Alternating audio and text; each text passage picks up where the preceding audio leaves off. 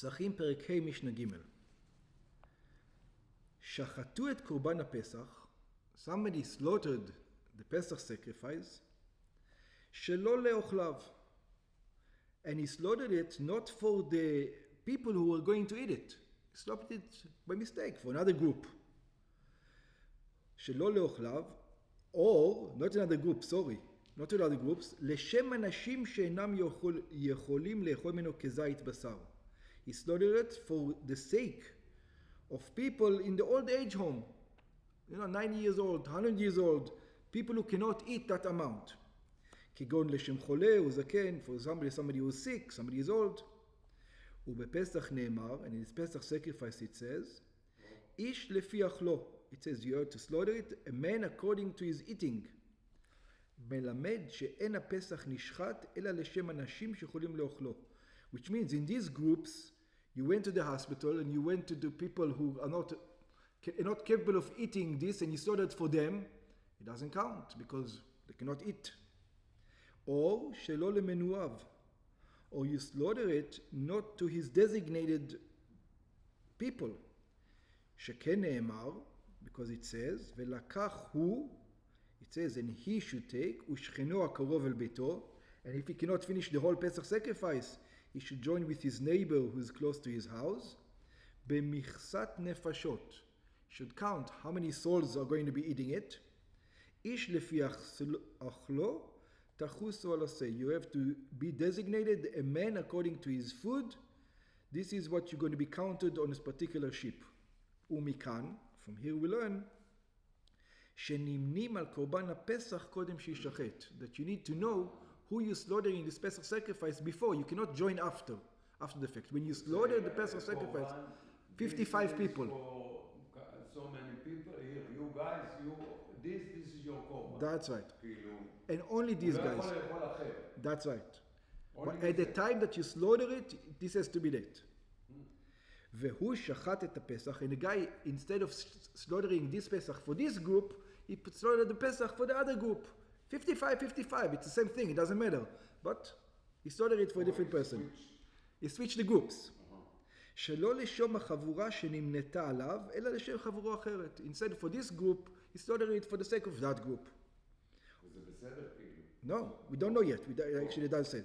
It says, if you've done all these things, לערלים, or you did it for the sake of people who are not circumcised, או לשם ערלים הפסולים לאכול את הפסח, or for the sake of circumcised people who are forbidden to eat the Pesach, because it says about the Pesach sacrifice, וכל ערל לא יאכל בו, and every uncircumcised male should not eat in it. What does it come? It's because you could think that who is not allowed to be eating these Pesach sacrifices? Only people who transgressed purposefully against God. They didn't want to get circumcision. But what about לרבות ישראל? But what about a Jew שלא נימול according to halacha, that he wasn't circumcised because of the Torah. The Torah itself says he should not be circumcised. For example, how? מפני שמתו אחיו מחמת מילה. There's a case where one baby dies from circumcision, another baby dies from circumcision, and so on. So you don't do the circumcision to the third or the fourth, it depends on the thing. You don't make the circumcision because it's dangerous, it's sakanat chaim. This family has a problem, obviously, that the babies die or the people die because of circumcision. Therefore, he cannot get circumcised. He says even that person is not allowed, even though it's not his fault. The Torah itself says don't circumcise him, but he's not allowed to eat a Pesach sacrifice.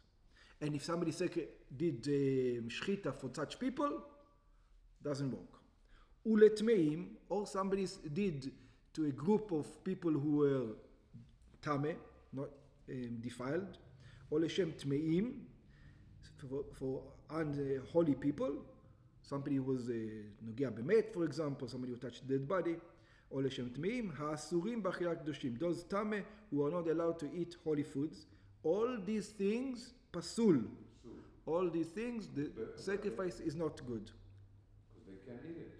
They can eat it. Because it has to be for the Pesach for that specific person.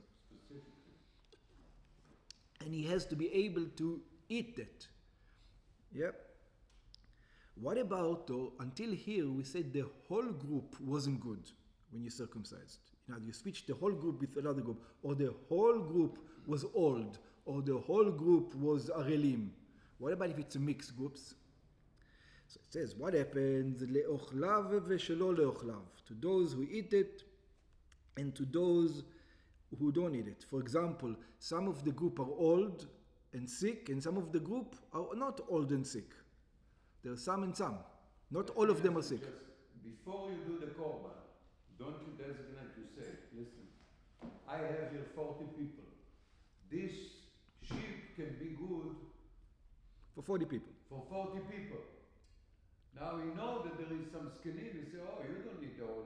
But you have to eat the whole. He cannot eat, otherwise you cannot shecht, he cannot join the group without it. But let's say he did. That's the question. So let's say one out of you didn't realize that some of them are the old people in the hospital. You didn't realize. So that's what happens. That's the question now. So you have 20 and 20, let's say. Or it doesn't matter, even 1 and 39. Okay. Yeah? לאוכליו ושלא לאוכליו. אבל אם שחט את הפסח לשם אנשים היכולים לאכול ממנו כזית, but if in the group there are some people who can eat כזית, ולשם חולים וזקנים, and also some people who are old and some people who are sick, שאינם יכולים לאכול ממנו כזית, או למנוייו ושלא מנוייו, or that he shechted it for some people שנמנו עליו, to some people that were designated for this Pesach sacrifice, ולשם אנשים שלא נמנו עליו, and some people he thought they were this, but they were in a different one, he made a mistake, או למולים ועל הערלים, or to circumcised people and to uncircumcised people, או לטמאים ולטהורים, or whether it was to pure and unpure. In all those cases, the Pesach sacrifices is kosher, which means the guys who are good can eat it. The guys who are not good obviously cannot eat it. But at least there were some guys who are able to eat in it. So therefore it's kosher and they can eat it. Then we just have to eat more. They'll have to eat double because the rules we're going to learn later. בגמרא מבואר, the Gemara it says, we already learned before a halacha, I think it was in Bet or Gimel, that what did we learn?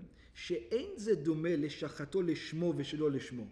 We learned that if you sacrificed it for Pesach and you sacrificed it also throughout the process, for the taking of the blood, for example, for Leshlamim, you changed your mind or whatever, then it's not good. Over here, so it says, how come over here it's good? It's also been not good. Also in our case, because some people are good, some people are not good. And we know. Mine on the korban you have to do. Say it again? It's mine on the korban. Once it's mine is the korban, this is for that. That's right. Sure. And if you change the korban, it says, in your mind, so even if you had some of the time good and some of the time bad, it's not good. Over here you have some of the people good, some of the people bad. It should also be not good. So it says, how come over here we say it's good? שאין זה דומה לשחטו לשמו ושלא לשמו. It's not similar to the previous case when you slaughter it for Pesach and then you slaughter it for Shlamim. That we said over there, it's pasul. The korban is not good. ששנינו במשנה הקודמת שפסול, we already learned in the previous Mishnah that this is not good. שכן שם הפסול הוא בגוף הזבח. Because over there, the meat itself is not kosher. Yeah? כלומר, שהמחשבה פוסלת היא בגופו של הקורבן. There's difference. Over there, it's the meat itself which becomes not kosher. Over here, the meat itself is kosher. The people are not kosher. It's a different thing. אבל לאוכליו ושלא לאוכליו, but if you say to some people who are circumcised, for example, some people who are not circumcised, אין המחשבה פוסלת בגוף הקורבן. That doesn't make the meat not good. אלא בדבר שהוא חוץ ממנו. It makes the person not able to eat it. And the Kohen doesn't know those things. The Kohen, the shechted. He doesn't know if this guy is Arel or not Arel. No? They say, here is the group with 40 people. And if happened to be that one of the group was Arel, He doesn't know. He doesn't know, yeah. It's his problem, the guy. Yeah. Okay. By the way, it doesn't have to be a Kohen. You're going to see later on. Oh, the shofet. Yeah, it doesn't have to be a Kohen. No? No, you will see.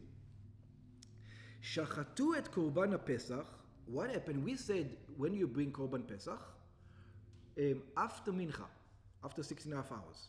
You remember? It depends. After 7.5 hours, we had usually it's 8.5 hours during the day. The mincha sacrifice is 8.5. In Pesach it's 7.5. On Friday it's 6.5. We learned that before. Okay. So what happens if you brought the Pesach sacrifice before mincha? You're supposed to bring it after the mincha sacrifice, but the person shechted his Pesach sacrifice before the mincha sacrifice. Yeah. Shachatu et korban Pesach, but when before mincha? Kodem chatzot hayom, before the designated time that you have to bring the Pesach sacrifice, which means before 6.5 hours, or before 6 hours, sorry, before 6 hours. Then pasul, then it's not good. So it's on its time. Mishum sheneemar ben arbaim. It says you have to do it in the evening parts, in after midday. You did it before midday. That's not good. V'shachatu to kol kal adat Israel ben arbaim. It says you should slaughter it in the afternoon, and you didn't slaughter it in the afternoon. And what's the afternoon? Hu mishesh shaot v'mala, which means half day onwards. She'az nota shemesh le'eruv, because then the sun begins to set.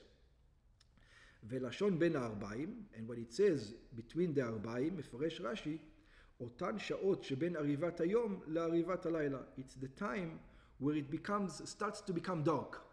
And it starts to become dark immediately after midday. עריבת היום בתחילת 7 שעות, and it says it starts to become dark. At 7 hours, actually it's not 6 hours, because 6 hours you don't have shadow yet. So when the shadow starts to appear, that's when it is. Miki intut lalei erev. So when the shadow starts to appear. Ve'arivat halayla betchilat halayla. And the arivat of the night is in the beginning of the night. So you have to do it between the shadow and between the night comes in. What happens if you did it after chatzot, but you did it before the tamid? So the tamid is 7.5 hours, and you did it. You're supposed to do it. Tamid is the last korban. Usually there's no other korban except Pesach. Pesach you always do it after. But you did it before. But you did it after chatzot. So what happens then? Shachato kodem latamid. So you slaughter it before the tamid sacrifice. B'Mishnah Aleph, in the first Mishnah we learned, ששנינו שקורבן הפסח זמנו להיקרב לאחר התמנית. We learned it that you need to bring the Pesach sacrifice after the tamid, after the mincha sacrifice. And מבואר הטעם בברייתא בגמרא. The Gemara gives us the reason שבפסח נאמר גם בערב, because in the Pesach sacrifice it also says in the evening, תזבח את הפסח בערב. So it says, not only does it says בין הארבעים, there's another verse that says בערב. So it means that it's not only בין הארבעים, it has to be בין הארבעים but בערב, which means later than the tamid. That's how we learned it. ערב זה holiday כבר, לא? No. ערב, like it's like... ערב זה לא לילה? No, it's like ערב Shabbat. Yeah, like we say ערב Shabbat, it means before. תזבח את הפסח בערב. וגם בין הארבעים. And it also says בין הארבעים.